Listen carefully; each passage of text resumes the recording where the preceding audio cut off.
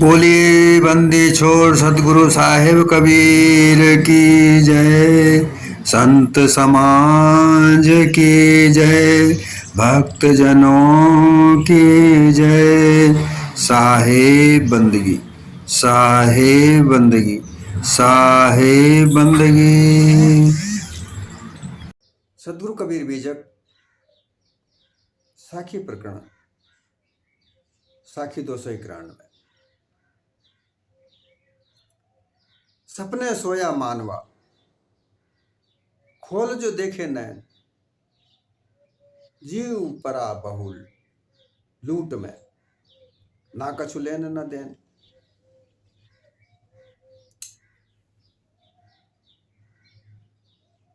इस साखी का जो शब्दार्थ हमको समझ में आ रहा है, दिख रहा है, वो सारांश, वो सार मानव जीवन के लिए बहुत महत्वपूर्ण है।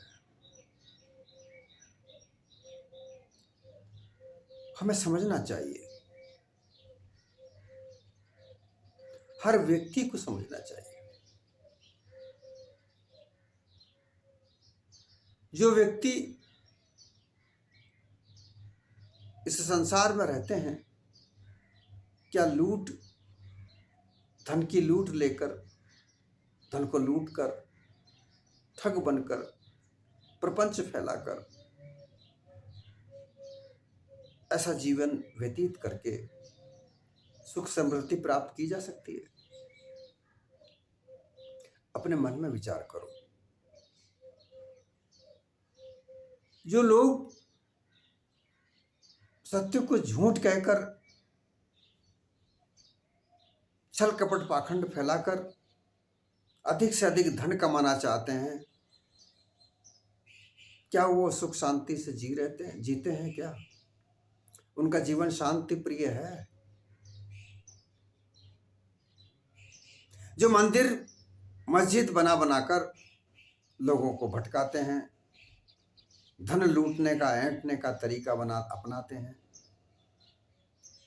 वहां अपार आकूत संपत्ति पड़ी हुई है, धन पड़ा हुआ जो किसी काम नहीं आता। कई मंदिर ऐसे हैं जहां सोना इतना पड़ा हुआ है कि अगर वहां से बाहर निकाल कर देश के उन्नति में लगाया जाए तो ये देश की कायाकल्प हो जाए, लेकिन नहीं देते। क्या ये जीवन मानव जीवन वास्तविक जीवन है? एक विचारणीय बात है। आपाधापी में जीवन जी रहे हैं, कभी सोच नहीं रहे कि हम वास्तव में हम आदमी होकर जी रहे हैं क्या, मनुष्य होकर जी रहे हैं क्या? हमारे अंदर थोड़ा सा भी कहीं मानवता है? कभी विचार किया है?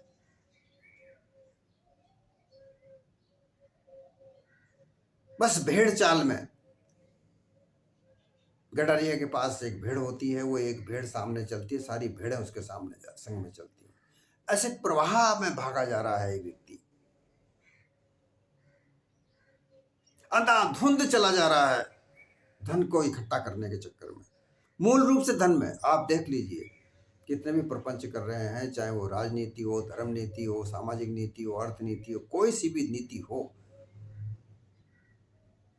वो सब धन को बटोरने के प्लान है।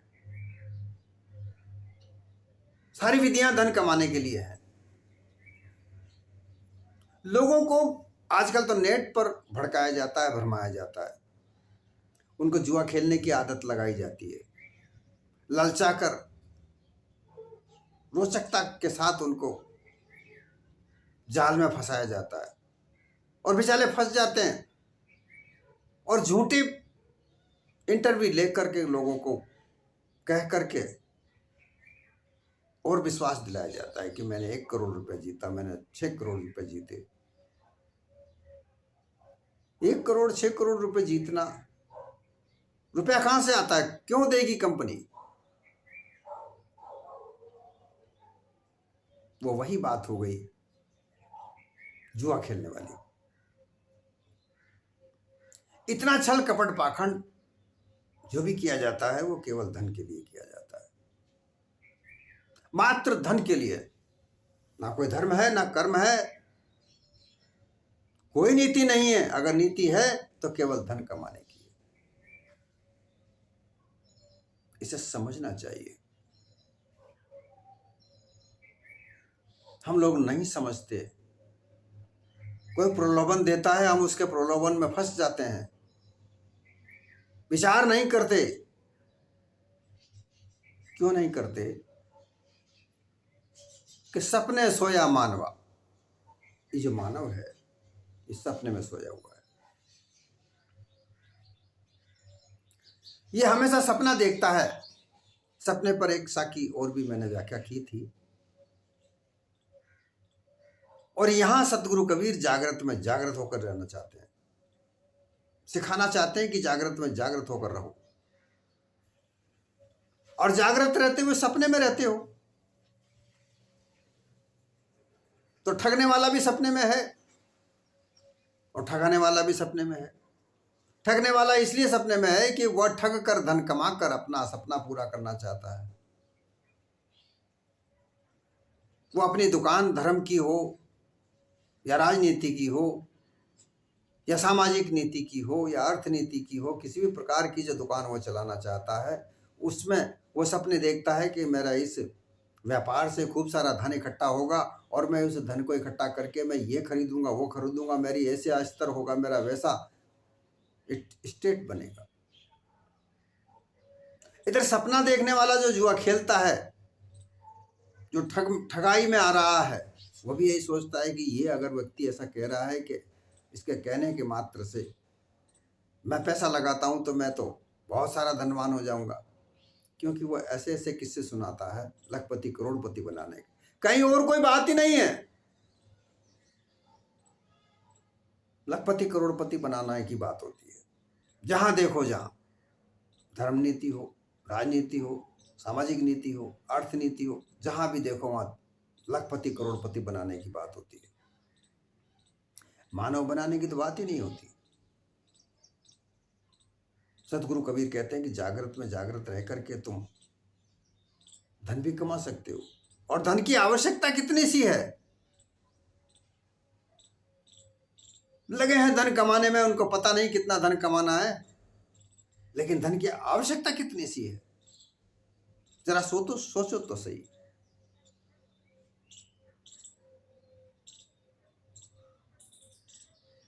आप चले जाओ 2000 साल पहले, जब धन की ज्यादा लालसा नहीं हुआ करती थी तो व्यक्ति कितना शांत होता था, कितना खुशहाल था।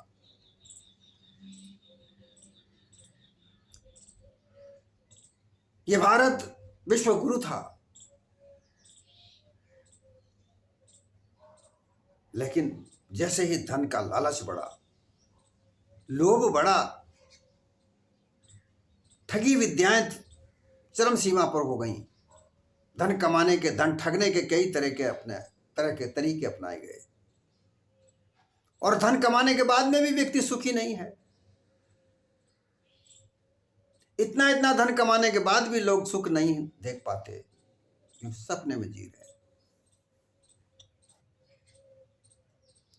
सपना देखते हैं, वो सपने में जी रहे हैं और उस सपने में गरीबों का हिस्सा भी खा रहे हैं। गरीबों पर अत्याचार हो रहे हैं, किसी को कोई परवाह नहीं, बस उन्हें तो धन चाहिए। और धन खर्च कहाँ हो रहा है? वेश्यावृत्ति में, नशाखोरी में, ऐश्वर्यता में, जहां मानवता का तो नाम ही नहीं है, जहां मानवता तो है ही नहीं, पशुता है। ऐसा धन कमाने से क्या लाभ? क्या लाभ ऐसे धन कमाने से? जरा अपने मन में सोचो कि सतगुरु कबीर ने जो कहा है वो क्यों कहा है? मानवता के लिए कहा। सतगुरु कबीर ने अपने लिए नहीं कहा कि तुम मेरी पूजा करो, मेरे नाम से तरह तरह के मतपंथ बनाकर लोगों को वही ढकोसलों पर चलाना जो हजारों साल से अध्यास बना हुआ है, वो अध्यास में फंसाना, ऐसा कबीर साहब ने नहीं कहा। कबीर साहब ने तो ये कहा कि तुम जीवित जागृत में जागृत होकर रहो। अगर जागृत में रहकर तुम सपने में जीते हो, मरे हुए हो। मुर्दा बनकर क्या जीते हो भाई।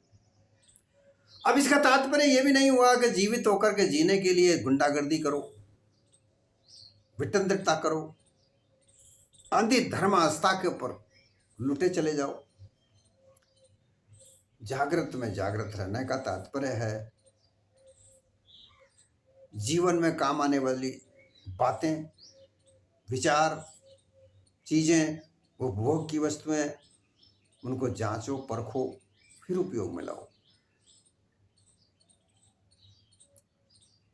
लेकिन कोई जांचता नहीं है, कोई परखता नहीं है। बस राजनीति से के आधार पर धर्म का प्रचार करके लोगों को लूटा जाता है और लोग विचार नहीं करते। विचार करने की फुर्सत कहाँ है, कहाँ फुर्सत है, क्योंकि धन कमाने में ही इतना समय लगाया जाता है कि कोई दूसरी बात तो दिमाग में आती नहीं। अरे तुम भूखा नहीं मरोगे, तुम्हारे पास कपड़ा भी होगा, मकान भी होगा। धन के पीछे भागने से कुछ नहीं होगा, नहीं मिलेगा कुछ, क्योंकि तुम सपने में जी रहे हो। खोल जो देखे आंख, तुम जरा अपनी आंखों को खोल कर देखो।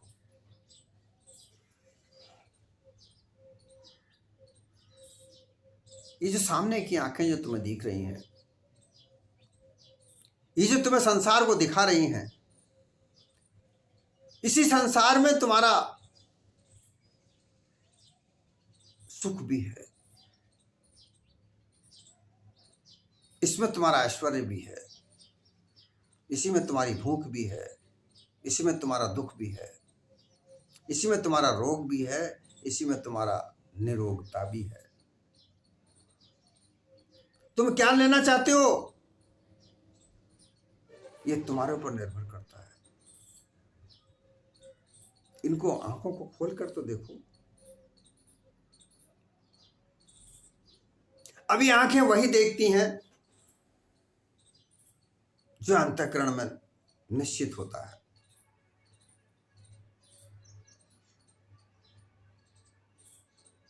जो चमड़ी है, त्वचा है, ये ज्ञान इंद्रिय है। ये आंखें ज्ञान इंद्रिय है। ये नासिका ज्ञान इंद्रिय है। इनसे संसार में तुम्हें उन विषय वासनाओं, विषयों का ज्ञान प्राप्त होता है और इसका निर्णय अंतःकरण करता है।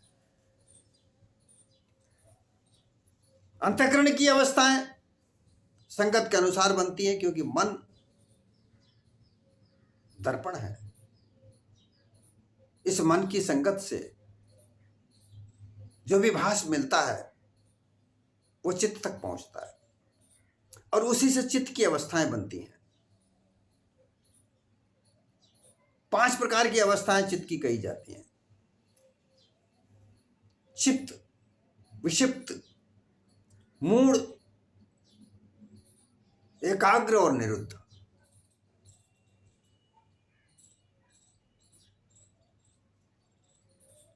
क्षिप्त अवस्था में मन चंचल होता है।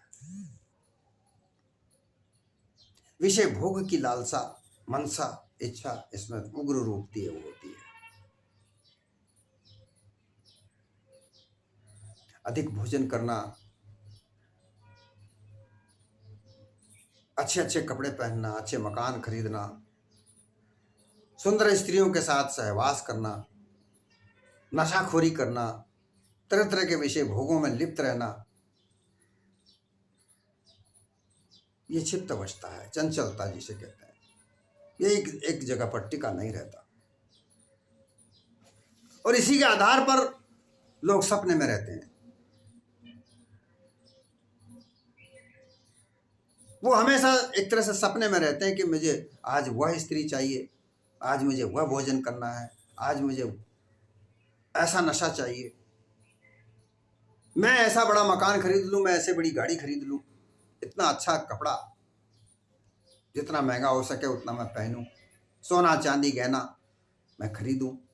स्त्री और पुरुष दोनों इसी तरीके के होते हैं, विषय वासनाओं में फंसे होते हैं, वासनाओं में फंसे होते हैं, बहुत बुरी हालत होती है। दूसरी अवस्था होती है विक्षिप्त। विक्षिप्त एक तरह से अर्ध पागलपना होता है। हम देखते हैं कई कई लोग उग्र हो जाते हैं, क्रोध अधिक होता है, काम वासना बहुत होती है, अधिक होती है, लालच लोभ, उसके अलावा और कुछ उसे दिखता ही नहीं है। मरने मारने पर अधिक क्रोध होता है तो वो किसी का कत्ल भी कर सकता है, विक्षिप्त होता है।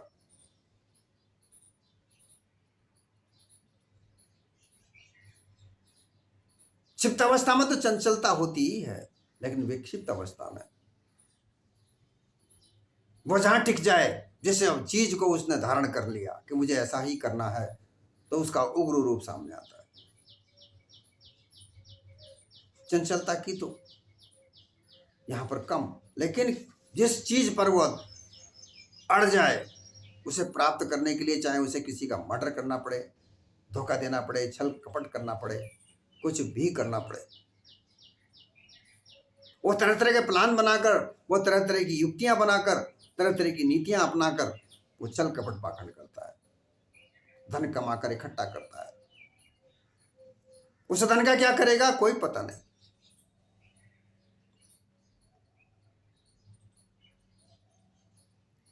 तीसरी अवस्था होती है मूढ़। मूढ़ अवस्था में ना चंचलता होती है, ना उग्रता होती है, परंतु क्या करना है क्या नहीं करना ये भी पता नहीं होता।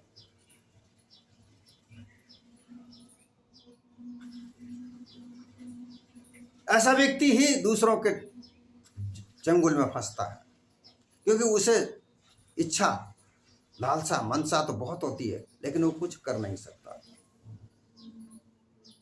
कुछ करने की चाह, साहस उसमें नहीं होता। ऐसी अवस्था के लोग साधारण तौर पर बिना कुछ किए काम हो जाए ऐसी युक्ति की तलाश में होते हैं, और ऐसे ही लोग तांत्रिक मांत्रिक यांत्रिक धर्मांधता में उलझे हुए होते हैं। वो किसी देवता के यहाँ जाते हैं, जैसे वो देवता का पुजारी कहता है वैसा वो करते हैं, उसके लिए खूब लूटते हैं, बड़े बड़े पद प्राप्त करने के लिए, सुंदर स्त्रियां प्राप्त करने के लिए, पुत्र प्राप्त करने के लिए, धन प्राप्त करने के लिए बड़े बड़े अनुष्ठान करते हैं। वो दिलासाओं में जीते हैं, आशाओं में जीते हैं, कुछ कर नहीं सकते। ऐसी अवस्था मूढ़ कहलाती है, मूढ़ गंवार, जिसे पामर भी कहा जाता है। ऐसा पामर व्यक्ति अगर ज्ञान इकट्ठा कर ले तो उसको जोश आता है, धन उसके पास आ जाए तो अभिमानी हो जाता है। धन का अभिमान, ज्ञान का अभिमान, परिवार का अभिमान, ऊंचे पद का अभिमान, ये पामर व्यक्ति, मूढ़ व्यक्ति ही करते हैं। ये अपने पास में जो कुछ होता है उसको देख देख कर बड़े प्रसन्न होते हैं, अपने अलावा किसी दूसरे को कुछ मानते नहीं हैं, अपने आप को सर्वोपरि मानते हैं। हमारे पास, हमारे आश्रम पर एक व्यक्ति आया, उसकी भी यही अवस्था थी, लेकिन वो हमसे ही कहने लगा कि आप जितना नहीं जानते उतना हम जानते हैं।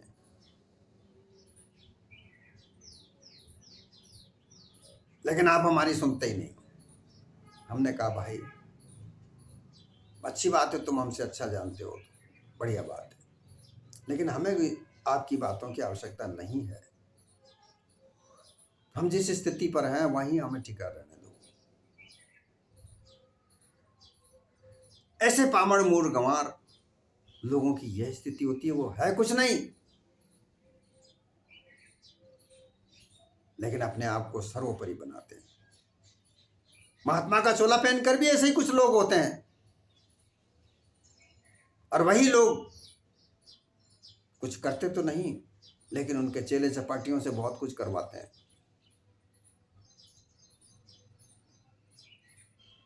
फिर आती है एकाग्रता। इस एकाग्रता में मन चंचलता से दूर होता है। चंचलता इस चित्त की दूर होती है, स्थिरता को प्राप्त करता है।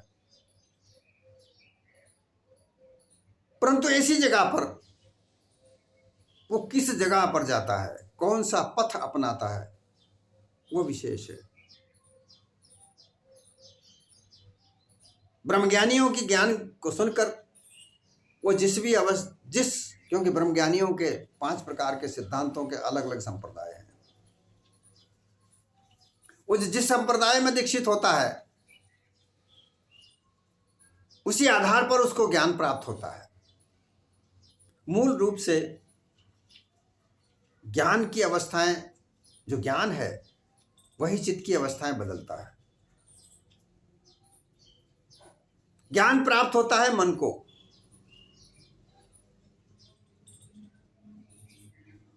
और ज्ञान कहां से प्राप्त होता है? संगत के अनुसार। ज्ञान का तात्पर्य जानकारी होती है, और जैसी संगत करोगे वैसी जानकारी आपको प्राप्त होगी।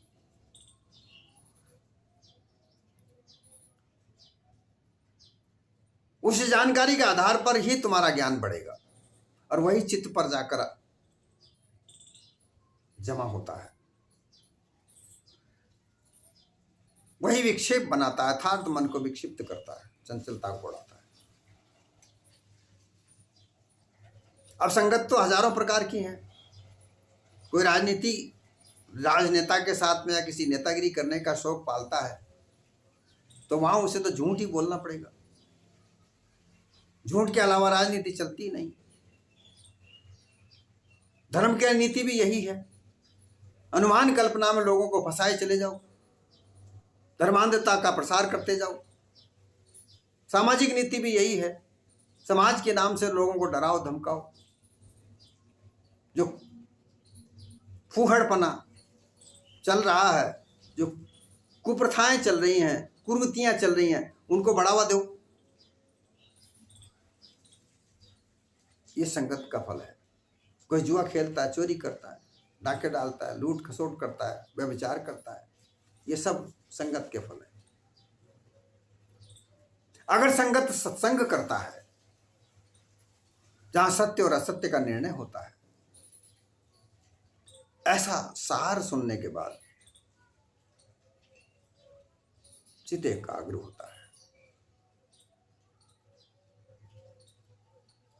ब्रह्म ज्ञान को सुनकर एकाग्र नहीं हो सकता, क्योंकि वहां पर अलग अलग सिद्धांत उसके समक्ष आते हैं। वहां भ्रांति पैदा होती है, दुर्मति पैदा होती है कि ये आचार्य ये कहते हैं, ये आचार्य ये कहते हैं।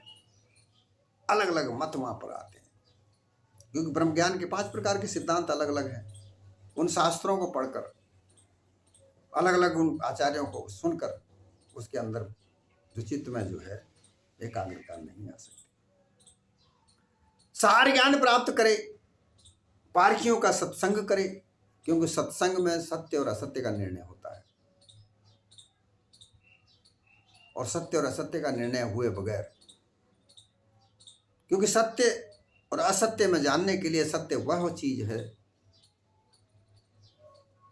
जो समय, स्थिति और स्थान के अनुसार बदले नहीं, एक जैसी रहे। एक रस अटल अविचल अजन्मा जो हो वो सत्य है, और वह है जीव।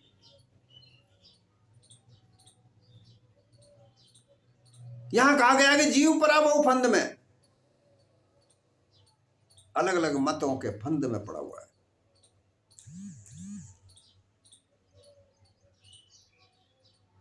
यही तो संगत कहलाती है। तरह तरह की संगत, जैसा गुरु मिले वैसा ज्ञान प्राप्त हो, वैसी जानकारी प्राप्त हो, उसी के आधार पर चित्त की अवस्था बनती है। अब एकाग्रता तो हुई, लेकिन वो काल्पनिक सिद्धांतों पर हुई। और अगर सत्संग सार शब्दों का करे, पारखी संतों का करे, तो एकाग्रता सार शब्द पर होगी।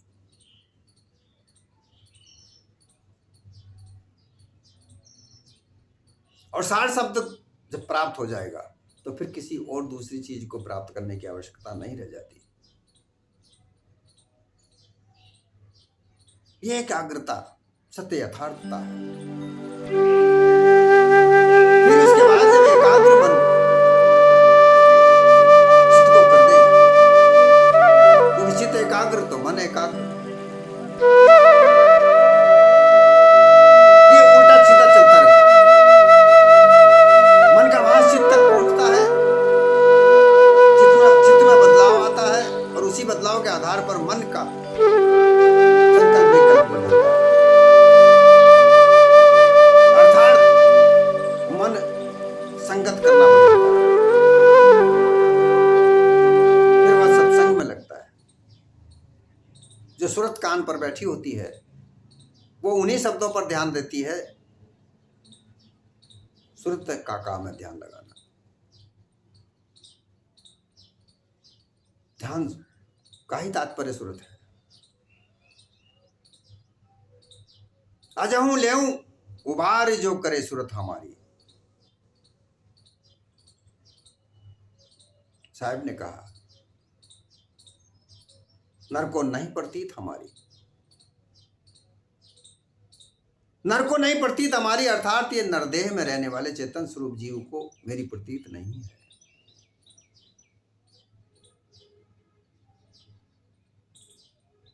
अजहूं लेऊं उबार जो करे सुरत हमारी, अर्थात जो कोई मेरा ध्यान करे, जो मेरी ओर अपने आप को लगाए।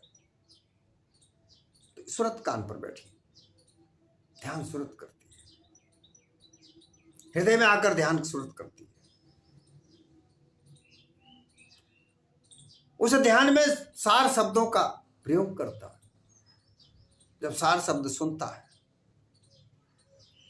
जो अध्यास बनता है, क्योंकि चित्त का जो अध्यास है वही तो चेतन स्वरूप जीव का आधार बनता है।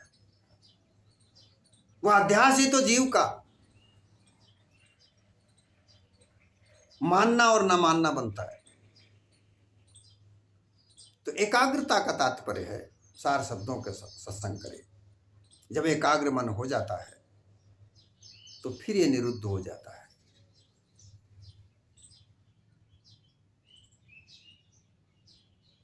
विरुद्ध निरुद्ध तो शब्द है। विरुद्ध का तात्पर्य यह है कि किसी के विरोध में खड़े हो जाओ। विरोध, विरोध का तात्पर्य होता है किसी के विपक्ष में खड़े हो जाओ। उल्टा, जो वह बात कहे वो नहीं माननी, उसका पक्ष नहीं मानना।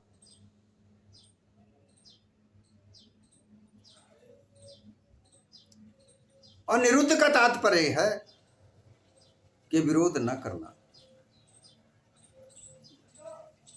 क्योंकि जब सार शब्द प्राप्त हो जाता है तो फिर ना विरोध है,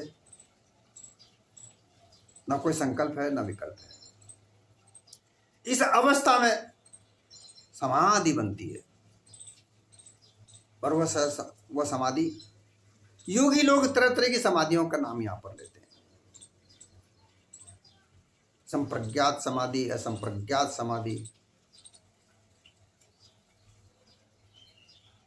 हठ योग, सहज योग, राजयोग,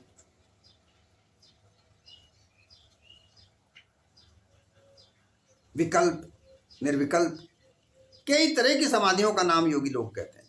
लेकिन यहां सदगुरु कबीर ने सहज समाधि कही है।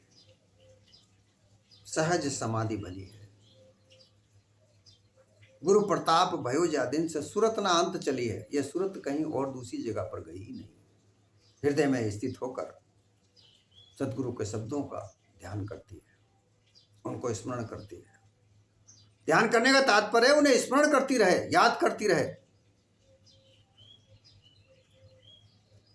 और कहीं जाने की आवश्यकता ही नहीं। ये समाधि। जीव परा बहु फंद में, बहु लूट में, तरह तरह की लूट में पड़ा हुआ है, क्योंकि लूट मचाने वाले लोग तरह तरह के मतपंथ का निर्माण करके अनुमान कल्पना से लोगों को लूट रहे हैं,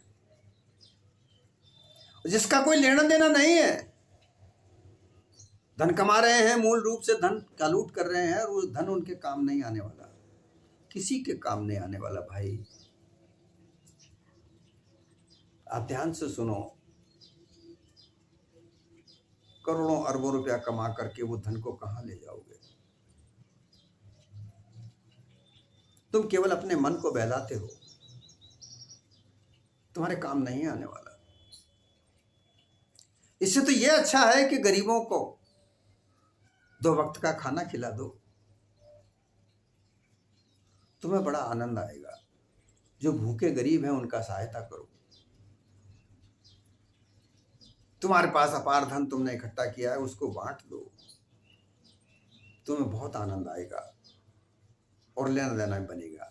साहब ने कहा, संग चले जो धन है, छूट जाए सो माया। संग क्या जाएगा? जो तुम्हारे पास में, जो तुम्हें सार प्राप्त होगा, जो तुम्हारा निज स्वरूप की प्राप्ति होगी, उसी के आधार पर तुम्हारा जन्म मरण पर निश्चित होगा। और ये धन, ये संपत्ति, ये बड़ी बड़ी जायदाद, ये सब तो यहाँ का यहाँ धरा रह जाएगा।